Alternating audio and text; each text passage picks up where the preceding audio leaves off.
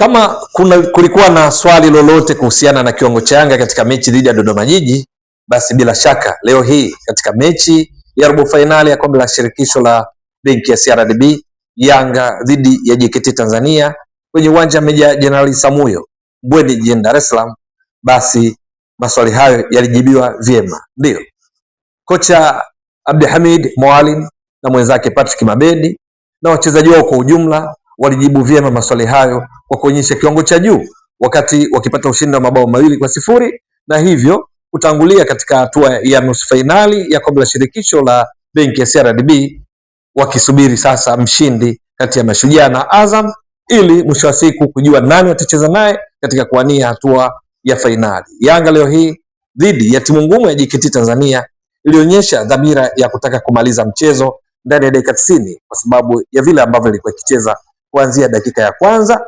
mpaka mwisho wa mchezo.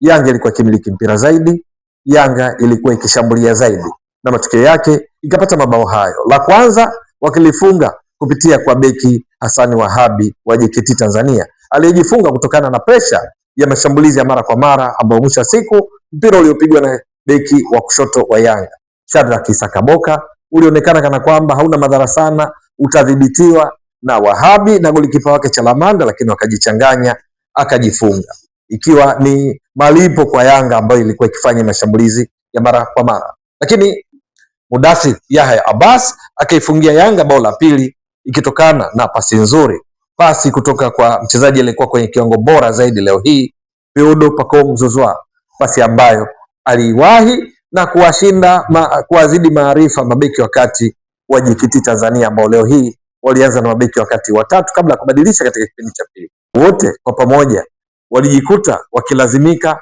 kumkimbiza pasi na mafanikio Mudathir Yahya Abbas aliyetumia vyema nafasi hiyo kwa kupiga shuti lilokwenda wavuni na kuifanya Yanga ifunge bao la pili lililodumu mpaka mwisho wa mchezo. Ni katika mechi ambayo ushahidi juu ya namna ambavyo Yanga walitawala sana ni kwamba mpaka mechi inakamilika umiliki wa mpira Yanga 55% dhidi ya 45 za JKT Tanzania, lakini pia Yanga walikuwa wamepiga mashuti 8, 5 yamelenga shabaha, ilhali JKT Tanzania hawakuwa na shuti lolote lilolenga shabaha katika mechi nzima.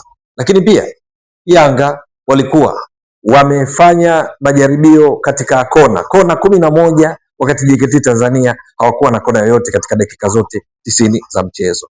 Katika kikosi cha Yanga leo hii Mwalimu Abdulhamid Mwalimu na mwenzake Patrick Mabedi walianza baada ya golikipa, walikuwa na walinzi 4, viungo 4 na washambuliaji 2, ambapo golikipa alikuwa ni Djigui Diarra, beki wa kulia Kwasi Atula Yao, wa kushoto alikuwa Shadrack Isakaboka, wakati mabeki wakati wawili walikuwa ni Ibra Baka pamoja na Frank Yasinki, mchezaji kimataifa kutoka Ghana. Kwenye viungo 4 kulikuwa na Mudathir Yahya Abbas na Dzuke Oga Abuya, wakati viungo wa pembeni katika kushambulia kulikuwa na Maxim Pia Nzengeli, Peudo Pacome Zouzoua upande wa kushoto.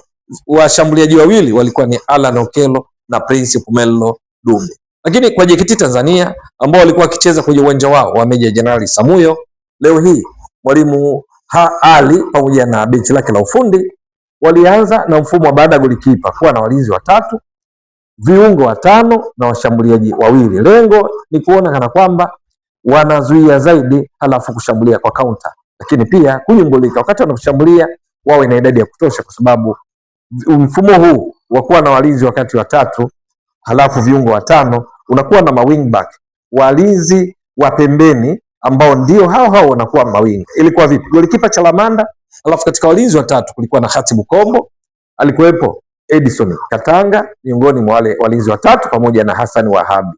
Lakini katika viungo 5 wale mawing back walikuwa ni Salum Hamisi upande wa kulia, halafu kushoto alikuwa ni Karim Mfaume. Kwenye viungo wengine 3 walikuwa ni Saidi Demla, alikuwepo Mudi Beka, alikuwepo Hassan Nasoro Maulid.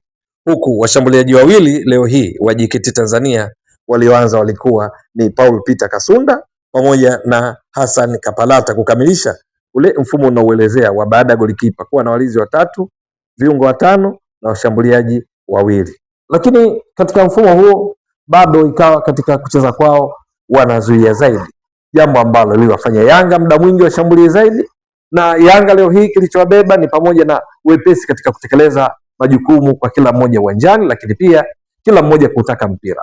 Kadhalika wachezaji wake mmoja mmoja walikuwa kwenye kiwango cha juu mno, akiwamo Peudo Pacome Zouzoua alikuwa akiwavuruga sana walinzi wa JKT Tanzania kwa sababu cheza yake, ingawa kwenye makaratasi anaonekana kutoka upande wa pembeni kushoto, mara nyingi alikuwa akiingia kati akipishana na kina Maxim Pia Nzengeli, Alan Okello katika kupeana nafasi na kina Prince Pomelo Dube, ili hali Mudathir Yahya Abbas muda mwingi naye akiwa anacheza katika eneo la juu, jambo ambalo zile rotational movement kubishana nafasi kuliwafanya JKT Tanzania katika kuzuia waanze vizuri, lakini baadaye walijikuta wakivurugwa na hatimaye kujifunga kwa Wahabi na kisha bao la Mudathir Yahya Abbas, bao lilotokana na pasi nzuri kutoka kwa Peudo Pacome Zouzoua.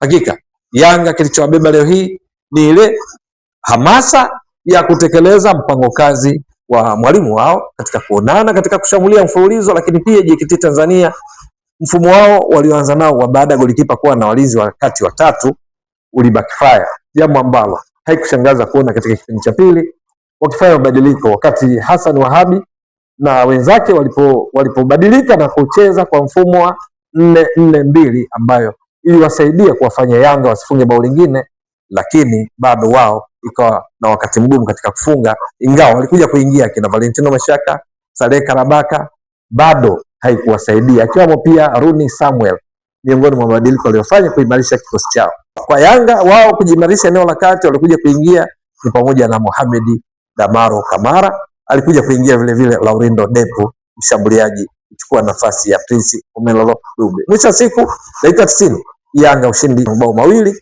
kutokana na kiwango bora alichokionyesha, na sasa wametinga hatua nusu finali wakisubiri mshindi kati ya Mashujaa na Azam. Itakuwa vipi? Ni swala la kusubiri, kwa sababu safari hii ya Yanga ni kwamba wanataka kutoa ubingwa wa 5 mfululizo wa kombe la shirikisho la benki ya CRDB. Leo hii ilikuwa ni mechi wakiwa hawajawahi kupoteza mechi yoyote katika kombe la shirikisho la benki ya CRDB kuanzia msimu wa 2021-22 walipolitoa kwa mara ya kwanza katika hizi mara 4 mfululizo.